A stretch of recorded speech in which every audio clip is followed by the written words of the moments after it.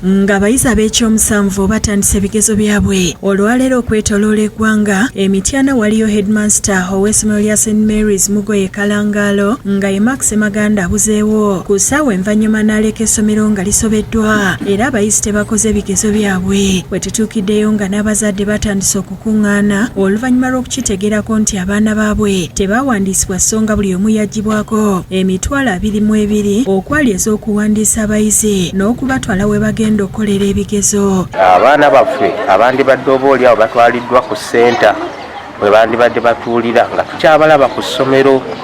Bwe baba tebaaligesitalinga kyekitegeeza kuba kati bandibadde bagenzi kitegeeza tebaaligesitaringibwa. Heedimasita Ssemaganda bwe bamukubira essimu azikwata kyokka asigadde abagumya nga bw'ali mu kutegeka abayizi bwe bagenda okukolera ebigezo byabwe. Olaba bwe kisoboka si kufera bufezi bantu bino. Essomero lino litabudde abakulembeze kuba n'ebisulo by'abayizi biri mu mbeera mbi liriko abasomesa 2 bokka okuli Heedimasita Ssemaganda ne munne Vincent Kaganda. Waggulu tewatuuka n'amajinisa tegaliimu. Kati ngaffe abakulira security obulamu bwammwe tuba tubuteese mu katyabaga. Amyuka Radis w'Emityana Prosi Mwanjuzi atuuzizza olukiiko lw'abazadde l'essomero alagidde liggalwe. Tetusobola ffe nga gavumenti esobola kutuula butuuzi ne tuba tunuulira nga muli mu kifulukwa ekyo nkiyita kifulukwa. Ate okuva e Wakiso we ziweredde essaawa emu ng'emmotoka ezitambuza ebigezo zimaze okutuuka ku poliisi era abakwatibwako babikwasizza abantu abagenda okubituusa ku masomero nga buli mmotoka eweereddwa omusirikale. Immaculate Mazinkinzi minisita w'ebyenjigiriza mu Wakiso ategeezezza nti ebigezo okutwaliza awamu bitambudde bulungi. Era aba distributors mu makubo eyo abakozesa amakubo gaffe tubasaba mu bawe space basobole okuyitawo abaana baffe basobole okukola ebibuuzo mu budde. Akulira ebyenjigiriza mu Wakiso Frederick Kiyingi abaddewo era ategeezezza nti bitandise bulungi ne yeebaza UNEB olw'enteekateeka.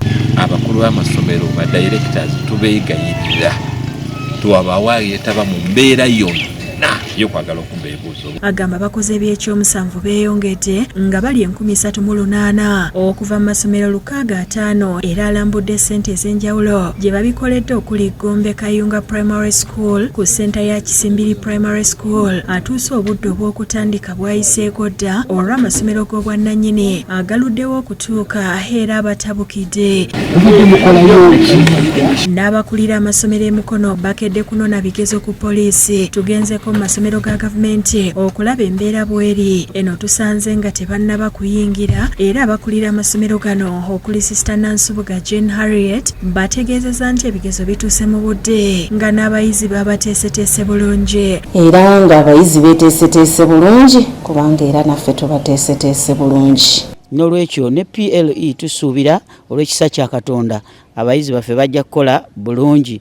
Tuli basanyufu mukono municipality bitambula bulungi era tubayozaayoza. Avunaanyizibwa ku byenjigiriza mu disitulikiti ey'Emukono Rashid Kikomeko ayogedde ku bigezo bwe bitambudde olunaku olusoose. Tuli mu centers 256. Ate abasomesa embalala bakedde ku poliisi okunona ebigezo ebikoleddwa. Distributor n'atwala ebibuuzo agenderako omusirikale. Oluvuddeyo bitwaliddwa mu masomero era tugenze ku Mbarara Municipal School ne Uganda Matters gye tusanze nga abayizi bali mu kuwabulwa okusembayo. And all it takes to make sure that our children are prepared for this examination. Akulira ebyenjigiriza Mbarara Godfrey Birungi ategeeza nti ebigezo bitambudde bulungi.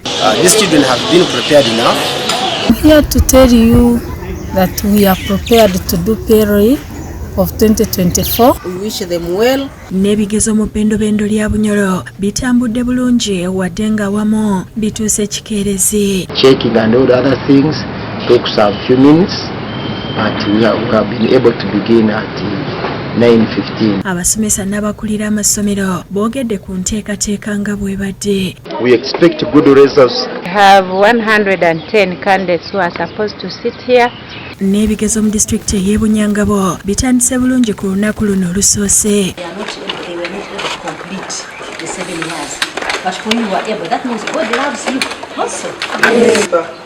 But now what is going to determine which office you are supposed to hold or you are going to hold is today.